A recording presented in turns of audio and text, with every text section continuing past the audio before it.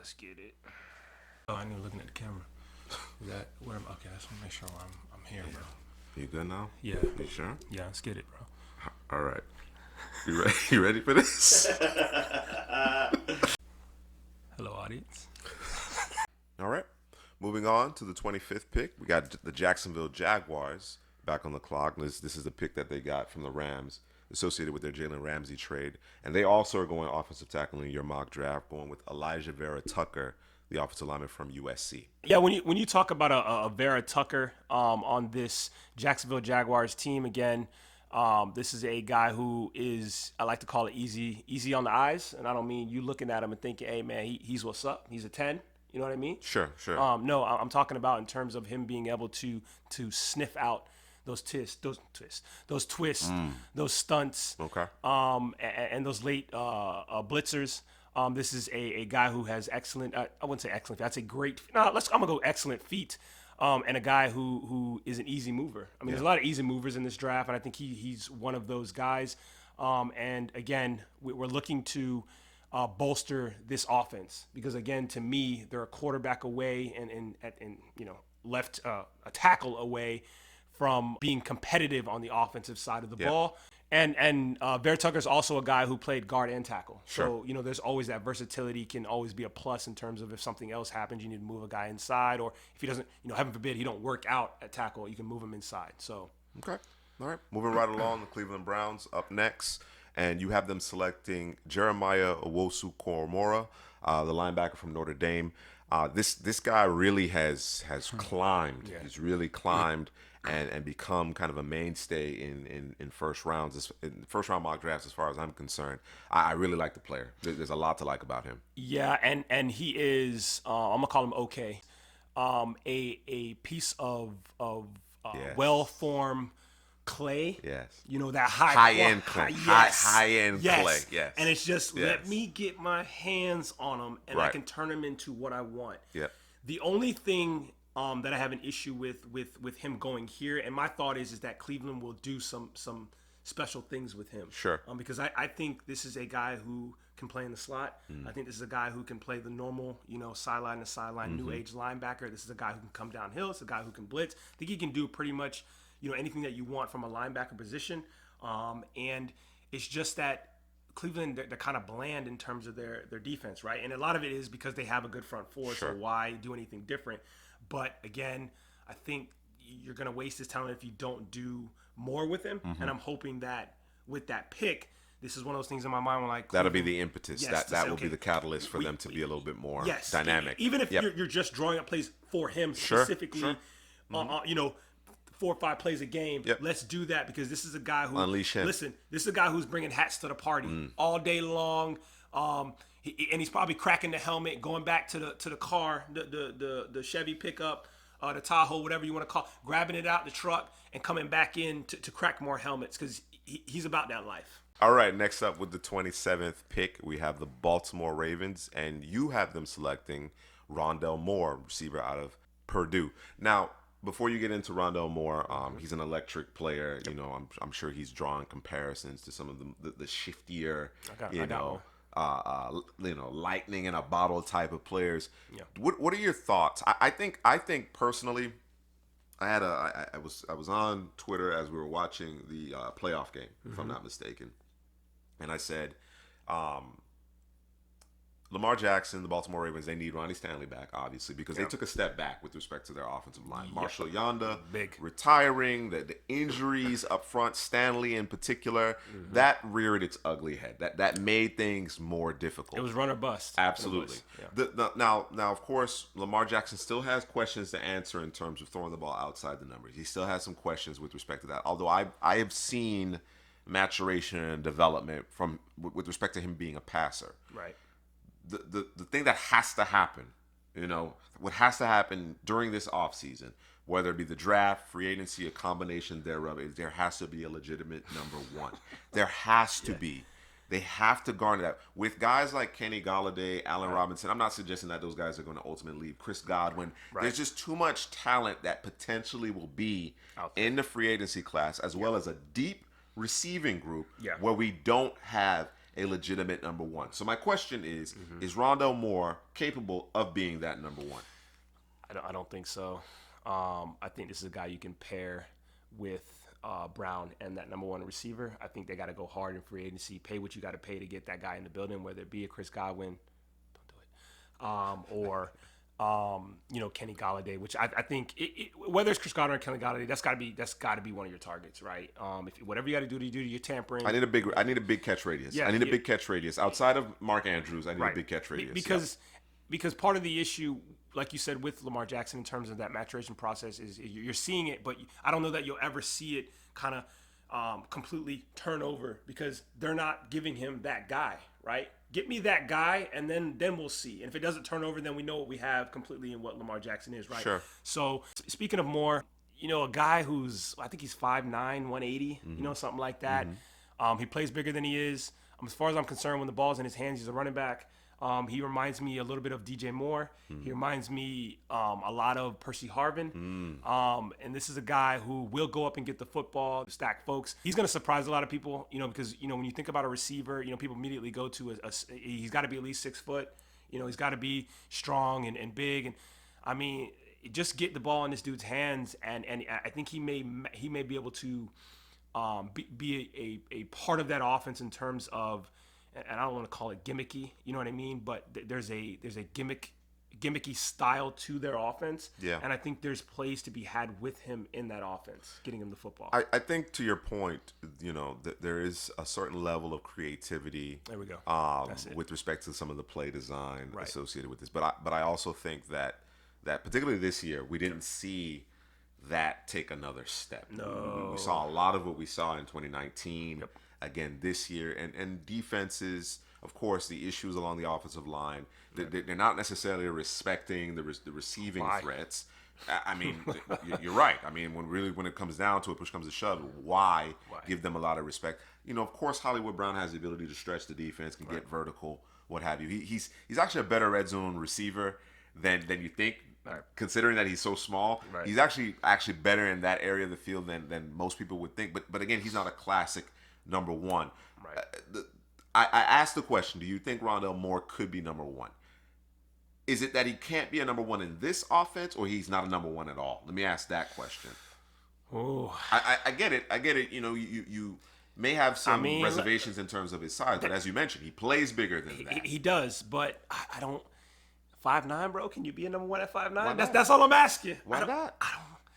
Tyreek Hill ain't a whole lot taller. Now it's Tyreek Hill, and the muscle fibers are different. Now I'm not comparing him to Tyreek Hill. What I'm saying is Tyreek Hill is not necessarily. He's not 6'3". He's 5'10" at best. You know what I'm saying? So with the attribute that he has, he can be a number one receiver. Absolutely. Okay. I'm a little hesitant to say it because of the 5'9" height. But when you throw Tyreek Hill out there, it makes me think it's it's possible. It's possible. It's possible. Yeah. Plus, you got to think about it. A lot of production, a lot of receiving production is coming from the slot. Right. It's not as if Rondale Moore has to line up outside the number again at the Z or X, and just out there with bracket coverage all the time. Whatever. That's just not the nature of how the game is being played anymore. Right. Not to mention Lamar Jackson. He thrives in the seams, inside the numbers. You know what I'm saying? In that short to intermediate aspect of things. He throws a good deep ball, don't get me wrong, but the deep outs, the deep comebacks, that's never been a strength of his. Right. So, to your point, maybe the landing spot might ultimately be what determines in terms of whether Rondale Moore will be a definitive number one in the NFL. Correct. But certainly the skill set is there. At 28, we have the New Orleans Saints. And you have them selecting Jalen Mayfield, offensive tackle from Michigan. Yeah. Why offensive tackle here? So I don't know, and I know everybody's looking at the Saints situation. I know they freed up some cap space or whatever they did with Drew Brees' contract. Is he coming back? Is he not coming back? Whatever. Going into the offseason, they were supposed to be the worst team in terms of cap. I don't know if they still are, but they're still damn near at the bottom. I know that. Some changes. Yeah, going to be some wholesale changes. They're the team that you can actually look at and say, okay, this guy's probably going, this guy's probably going, that guy's probably going. Mm-hmm. And if it's me, priority-wise, I probably, prioritize Ryan Ramczyk. I'm probably not letting him walk out the door. You drafted him, you developed him. Can't have that. But in this scenario, hey, I'm Ryan Ramczyk. I want to get paid. I'm big time. I'm walking out the door. Okay. There's nothing that you can do. I'm sorry. Yeah. I'm out. So especially if you got Jameis. No, I'm just kidding. So for me, you go and you get his replacement in Mayfield here from Michigan, and I think this is probably the next best in terms of all around run pass, because usually with offensive linemen it's either they're good at pass or they're good at run. Sure. Sewell I think can do both with no real issues. But I think that Mayfield is that next guy. Okay. You know what I mean? But I think he's not as good as a pass blocker as the ones previous to him. But I think that he's probably a better run blocker than everyone outside of Sewell. But again, he's not the pass blocker that those guys are. But he drops his anchor down, and again, he's one of those guys. He's hard to get around once that anchor drops. All right. Moving right along, almost coming towards the end of Drew's first mock draft of the 2021 NFL draft season, and we have the Green Bay Packers. And I know we've talked about this a lot over the last few years. Sure. They have issues at linebacker. I thought those guys kind of settled in a little bit later in the season, but they certainly can stand to improve there. You have Zavin Collins from Tulsa. Yeah, and this is a long, rangy, sideline to sideline, as we like to say, new age linebacker that, to me, I think can add what is needed in that Green Bay at that second level. They're one of those teams, the second level struggle. You got the Raiders who've struggled forever. You got the Green Bay who struggled. They find a guy who can do one or the other. Can run fits, or a guy who is terrible at the run, but he's great at the pass. So I think with Collins, I think this is a guy who can do both. And I think this is another high grade clays that you can take and kind of mold into what you want. You can move him around. You can play him in the slot because he's great spatial awareness. Comes downhill with bad intentions. To me, he can read what's happening in front of him very well, can get through the clutter and the trash. I think this is a guy who can make your defense better on the back end, and you can go into your nickel dime package and not worry, damn, is this a mismatch going into the slot? You know what I mean? Not that you want him running around with the slot receiver for the next 5 seconds. But you can stay in your base a little bit more frequently and protect against the run, which the Packers have had issues with. With a guy like Collins who can kind of flex out a little bit and cover that slot if need be. With the 30th pick, you have the Buffalo Bills selecting Wyatt Davis of Ohio State. Yeah, and here the Buffalo Bills, I know they traded like their a guard, or no, they released a guard. Wyatt Teller. It was Wyatt Teller. Wyatt Teller. What happened? I don't know that they were particularly high. I don't know. Let me first say that I don't know, but perhaps they weren't particularly high on him. Right. There may have been injuries. I don't know for certain, but Nobody he found knows a home. He found a home in Cleveland. Yes, he did. And Took he off. thrived.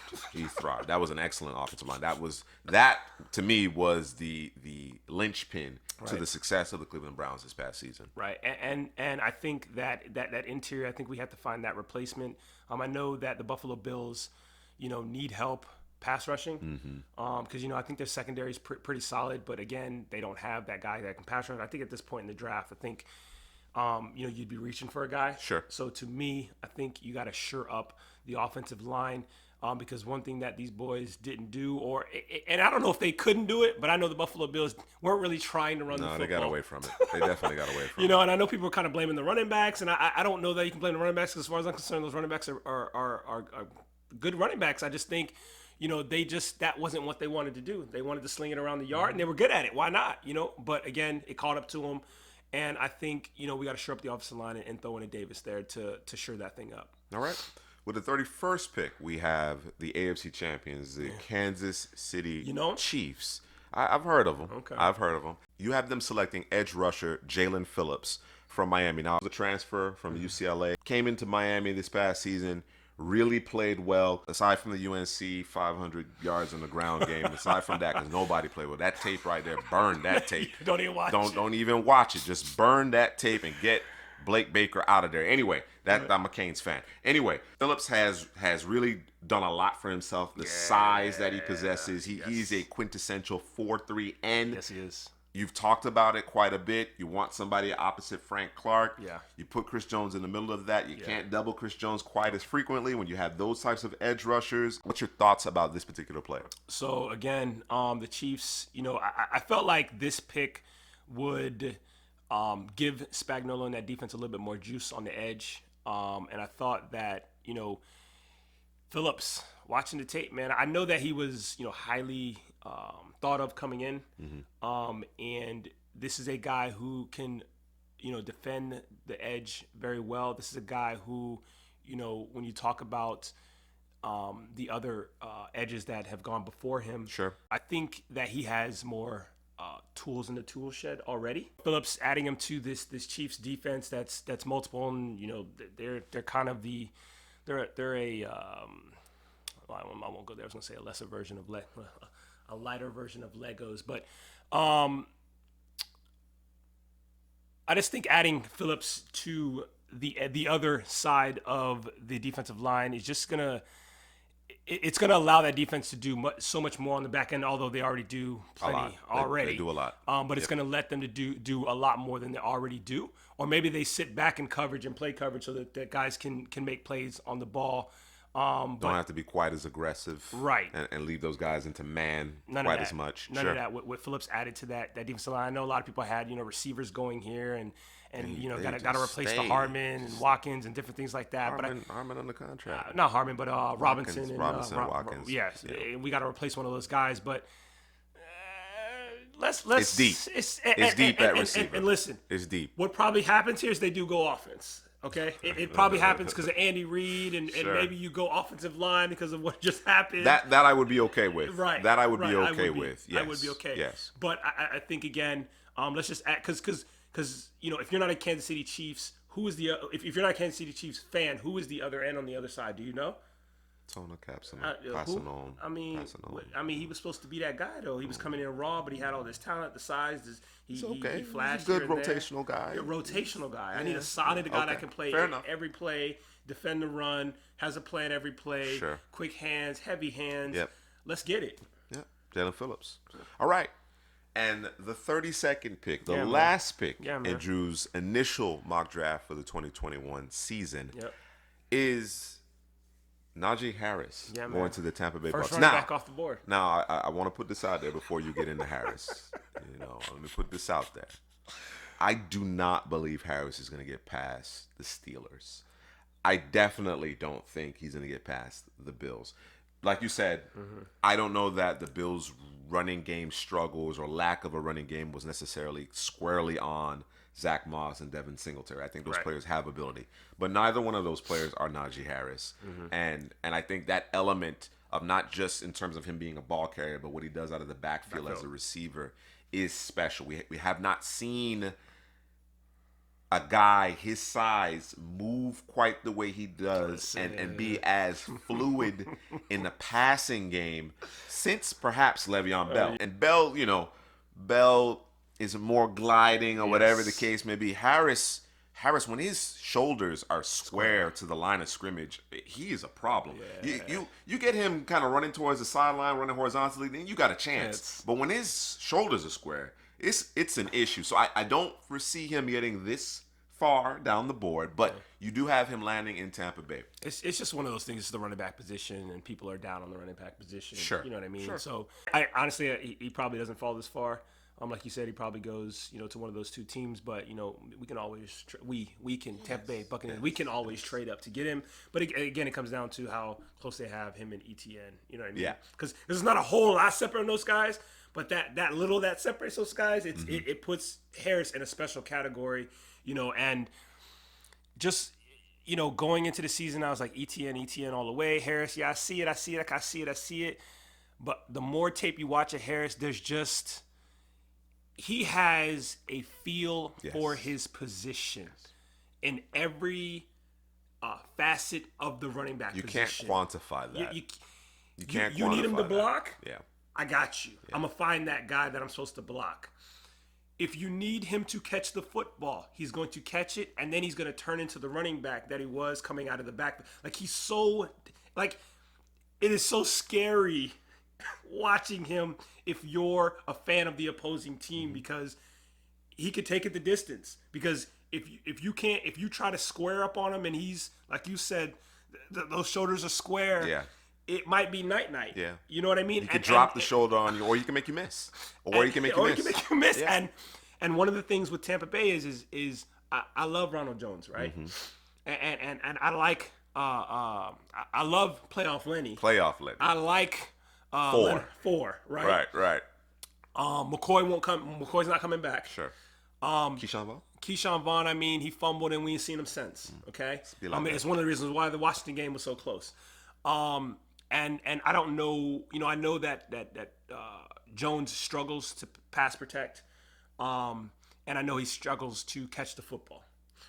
Leonard Fournette, I mean, he's getting better with the catch, but I don't know if they bring him back because look, he was looking to get paid, right? So I think they go in and get a guy in free agency, but I think that I think they're gonna have 4 running backs. I think this guy would be a perfect fit when we talk about catching the football at the backfield. We're talking about leaning forward every time you're hit. Them extra 2-3 yards you get from leaning forward, that's something special that Harris has. And there's nothing that he can't do. You need him to go out there and run a route? I can do that too. You need me to run that fade? You need me to run that slant? There's nothing that the guy can't do, and he's all business. Yeah. You know what I mean? Yeah. Like he scores and he's not celebrating. He's getting back to the side. It's all business to him. You know what I mean? And there's something to be said about that type of attitude and that type of thought process, and that should permeate in the running back room. Yeah, I'm with you.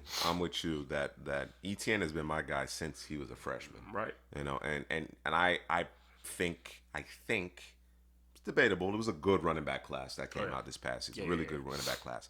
I think Etienne comes out last year. He's the first running back selected. He was trying to get that national championship. You know what I'm saying? Yeah. I mean, he won one earlier. He won one as a sophomore, if I'm not mistaken. But back. I think he wanted what Etienne went back to school to do was to improve as a pass catcher. I think that's really what he went to do, and he proved that. Right. I don't think Etienne had a bad season. It was not as incredible as his junior campaign, and there weren't as many big runs, 80-yard, 90 this. It wasn't as much of that, but he still was excellent. Like you said, you alluded to it, or rather you mentioned it. Harris has a feel none of the other backs seem to have. It's innate. It's not something that you can quantify. It's very difficult to kind of put your finger on it. But when you watch him, as Headley says, he moved different. Yeah. He moves different. Yeah. And that, again, I don't want to take anything away from Etienne because I think Etienne's going to be a stud in this league. I think he's going to be a problem, particularly if he's in the right one-cut scheme. Yep. You know what I'm saying? You get him involved in the passing game, in the screen game, this, that, and the other, because he's really improved in that area. But when you talk about a guy that's ready to come in and pick up wherever the blitz is coming from, pick up the route combinations, the Texas routes out of the backfield, flank him out if you need to.